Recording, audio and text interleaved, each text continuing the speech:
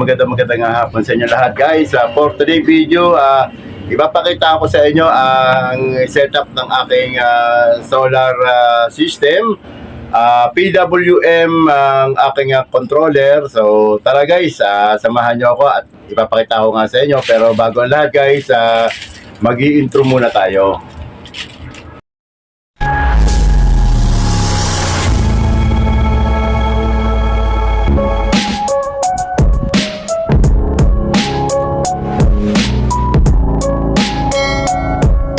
Ito na guys, nakikita nga natin yung ating solar setup.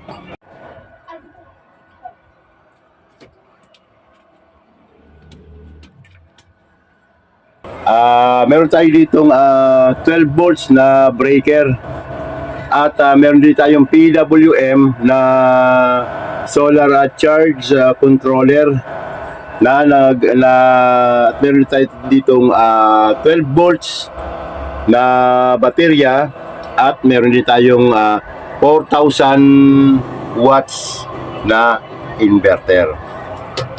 So ayun guys, ang connection nito, meron ito guys, itong wire na to nanggaling yan sa bubungan sa solar panel. Kumonekta dito sa 12 volts na breaker at dumiretso dito sa input ng PWM charge controller. So as you can see guys, nakita nga natin, makikita nyo yung icon ng solar panel nasa bandang kaliwa. Nakita nga natin na nagcha-charge na siya. So pag binaba natin itong breaker, ayun guys, nawala yung icon ng solar panel. Pag ino natin yan, ayun guys, ando na. Nakikita nyo guys yung icon ng solar panel. So may output siya guys. Ito, ang output niya is 12.5 volts na siya ang nagsusupply dito sa ating baterya. Yung power na nanggagaling sa PWM dumidirekta dito sa ating 12 volts na battery. So dito guys, meron nga tayo ditong inverter na may 12 volts. Patayin muna natin. Ayan guys, na nakakonekta dito sa 12 volts na ng baterya. Ayan guys, so kasi guys, nakikita nga ninyo na nakakabit siya sa battery. Positive to positive. Ang itim ay negative, ang pula ay positive. Ganun lagi yan guys, pagka mayroon kayong equipment na mga 12 volts, tatandaan nyo laging pula ay positive. So ito guys, bubuksan din natin. Alright guys, so as you can see, nakita nga natin na mayroon siyang 12 volts na nanggagaling sa battery. So tingnan natin guys, nakita natin dyan 12 volts. So tingnan natin guys sa ating PWM charge controller kung ilan talaga ang voltahe na nagmumula sa kanya. So ayun guys, so 12.5 volts. So accurate siya. Parehas na parehas. So ito guys, sinaksak, may extension ako, isinaksak ko na nga dito yung extension ko, ayan. At akin lang isasaksak itong ayan, electric fan na 220. So ayun guys, nakikita nyo guys, so umiikot na. So kahit maghapon ako may electric fan dito sa loob ng kwarto, okay na, kahit walang pataya yan dahil nga meron tayong solar panel o solar power. Kahit na TV, kaya na ito pailawin, paganahin. Subukan natin guys sa TV.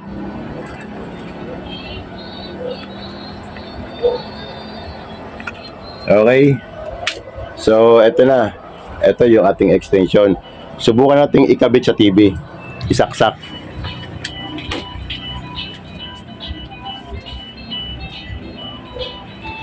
So ayan guys, yung aking TV na smart TV. Ayan, kita nyo sa ilalim na ito, nakikita nyo may ilaw na kulay pula. So ibig sabihin niya, nakasaksak yan sa aking linya sa dito sa bahay ko. Okay, bubunutin ko siya para makita nyo.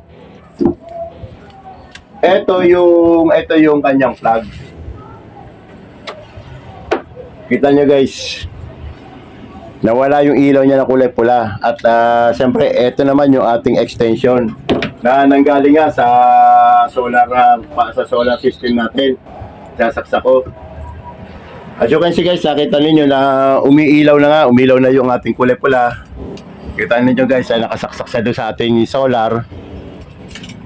Okay, susubukan natin kung gumagana sa. Gamitan natin ng remote control. Ayun, gumana na guys.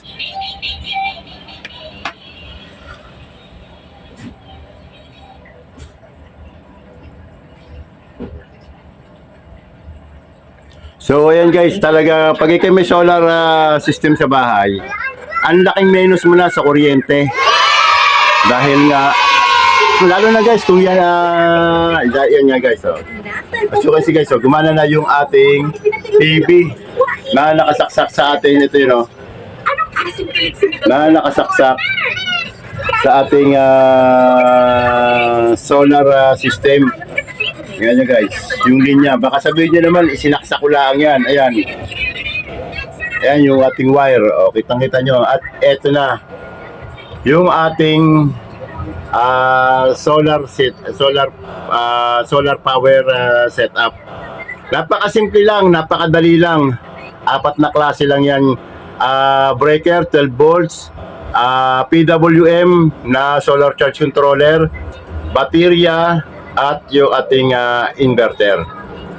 So guys, baka mamaya gumamit kayo ng inverter na mababa yung wattage. So tapos magsasaksak kayo ng TV ninyo, hindi gumana. Kasi yung 500 watts na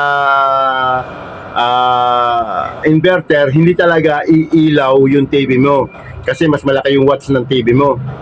Depende yan guys sa gagamitin mo. Kung mataas yung wattage ng yung appliances, so dapat mas mataas yung inverter.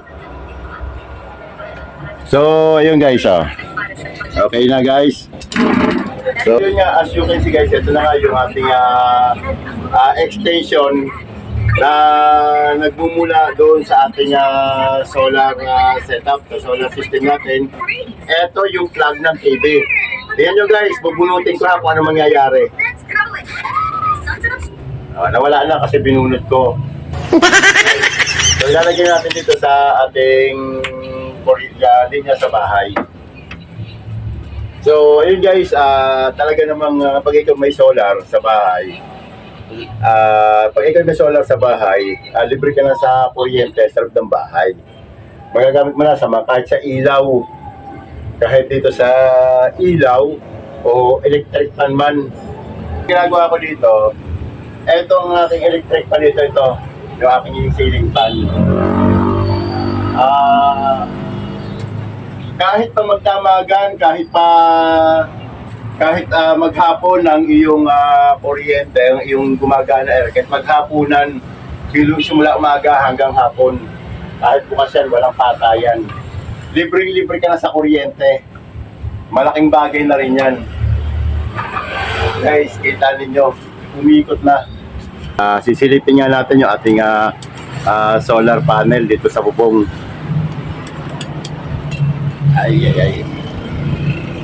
Ayan. So, eto na yung ating 100 watts na solar panel. Ayan. Nakaharap siya sa northwest. Nakaharap siya sa northwest. Dahil yung kasi guys, makikita nyo, dahil paglubog yung araw, kasi laging doon ang lubog ng araw sa northwest. Kaya doon ko siya iniharap para talaga namang masusolid yan hanggang hapon ang sikat ng araw. So dito guys, atin nga pala sa ating solar nga pala. So nakikita nyo nga kanina, nagka-charge yung ating solar panel kahit na makulimlim. So dito guys, basta may liwanag lang. Basta araw, kahit walang araw, kahit hindi mas matingkad ang sikat ng araw, dire-diretso ang charge niya. Ang importante lang dyan guys ay may liwanag.